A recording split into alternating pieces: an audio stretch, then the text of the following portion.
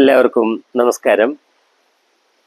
ഇന്നത്തെ ഏറ്റവും വലിയ പ്രധാനപ്പെട്ട ഒരു പ്രശ്നം നമ്മുടെയൊക്കെ കുഞ്ഞുങ്ങളിൽ പ്രതിരോധശേഷിയില്ലായ്മയാണ്.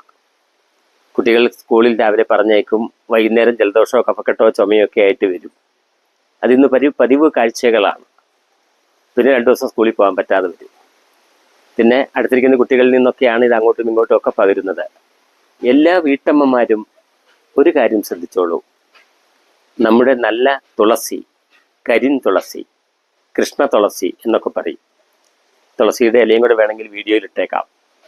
ആ തുളസിയുടെ ഇല 2 എണ്ണം, 2 or 3 എണ്ണം മാത്രം ഒരു ഗ്ലാസ് നല്ല പച്ചവെള്ളത്തിൽ തലേന്ന് വൈകുന്നേരം ഇട്ട് വെക്കുക. പിറ്റേന്നാൾ രാവിലെ കുട്ടി എഴുന്നേറ്റ് വരുമ്പോൾ തന്നെ ആ ഇല എടുത്തു കളഞ്ഞ് ആ വെള്ളം കുടിക്കുക. ഒന്ന് പതിവാക്കിക്കേ. പ്രതിരോധ ശേഷി കിട്ടാനായിട്ട് ഏറ്റവും നല്ലതാണത്. നന്ദി, നമസ്കാരം.